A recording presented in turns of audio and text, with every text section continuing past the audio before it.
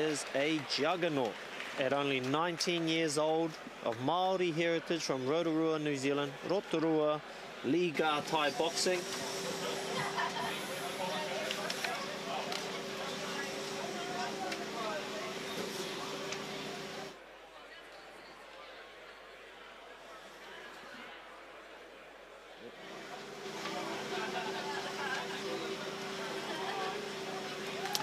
Yep, standing in the with Mathew Watkinson as his corner, Smoking Joe White. And that's the fellow that hurt my shin that time. Out of the blue corner. He fights out of Smack Auckland. So you know Matt's going to have some very strong shins if he's trained by Smoking Joe.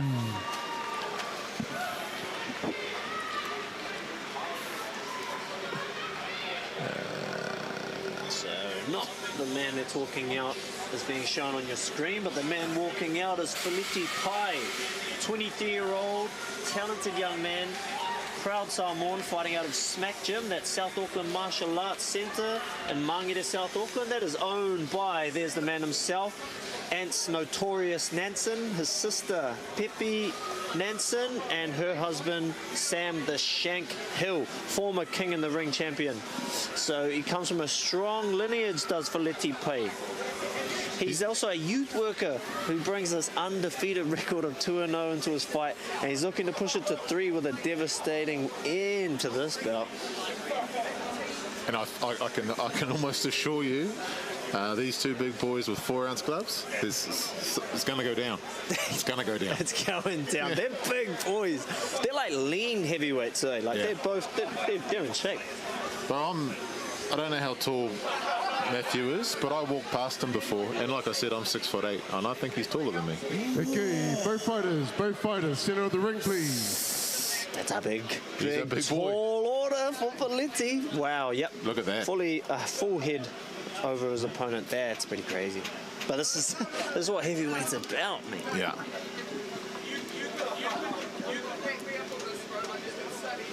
Yeah, I mean, but like for 19 years old, Mathew's body is quite developed for a 19-year-old. He's got the legs of a man who does a lot of squats. Yeah, I mean, for a heavyweight too, to have any muscle definition is hard. 100%. I mean, yeah, look at those quads. That's a big leg. And he's got 2 of them. Oh, straight away with the cheeky push kick from Matty. Let's see if we can. Ooh, I like that shuffle in with from Feliti. But let's see if we can see some of that tall man fighting from Mathew tonight. I feel like Feliti's just going to be that that pit bull that's just going to get in there by the looks of things. He's hungry. He's hungry. He comes from the home of the art, and he knows he's got to represent. Oh, that rocked him a little bit.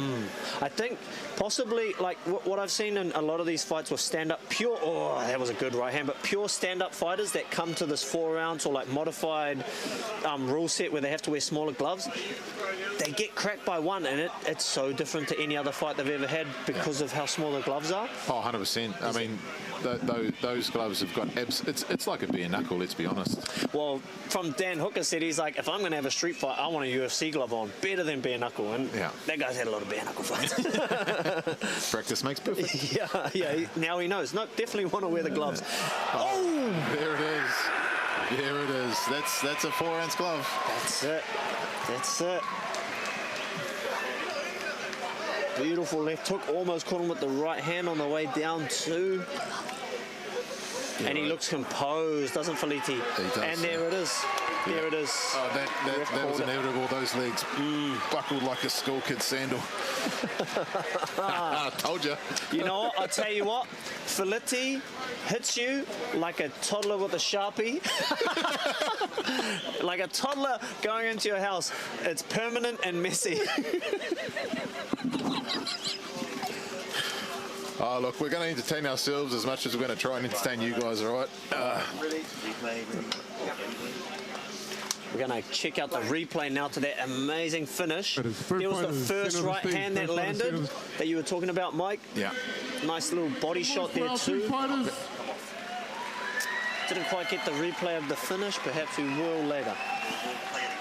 And your winner, I think Matthew's by used to first fighting a shorter round guy that knockout, doesn't come in fighting close. out of He the doesn't have blue his hands corner, nice and high. Feliti. He's not protecting that head. He's used to keeping them at the same height as the other fighters' heads, so he can sort of push them off instead of just guarding up. And with a fighter like Feliti, you've got to guard. Ladies and gentlemen, I am here with your winner, Feliti Pei. Congratulations, Feliti, on a pretty swift finish there. You didn't even let people get warm in their seats before you unleashed a little bit. Was there a little bit of hesitancy in that first round, knowing and noticing how tall he was and navigating a range, knowing that you're wearing little gloves?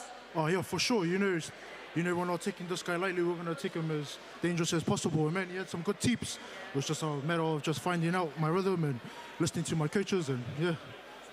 Now, you've been with Smack for, I believe, 1 year now. What's next for you? What have you got lined up? What are your goals through this sport?